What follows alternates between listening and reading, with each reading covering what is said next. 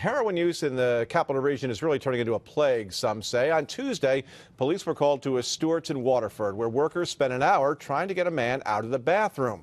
When officers busted open the door, they saw evidence of heroin use, and as Brendan Lewis explains, this is a growing and disturbing trend. For the last 10 years, probably in all major cities and minor cities and rural areas, just everywhere.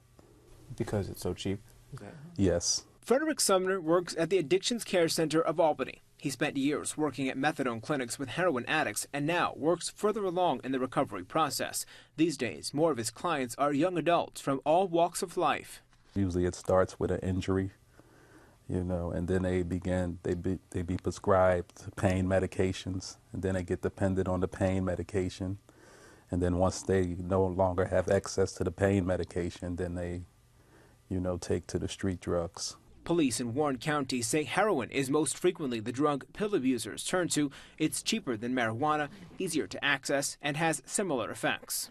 Heroin has reached epidemic levels of misuse, and I think it's directly attributed to the high level of prescriptions that are being handed out. 1 in 3 Americans are being issued prescriptions for opiate-based painkillers. In rural areas, heroin can go for about double what it would in Albany. There, it's still a premium at about a $100 a day habit. To meet the need, users go to extreme lengths.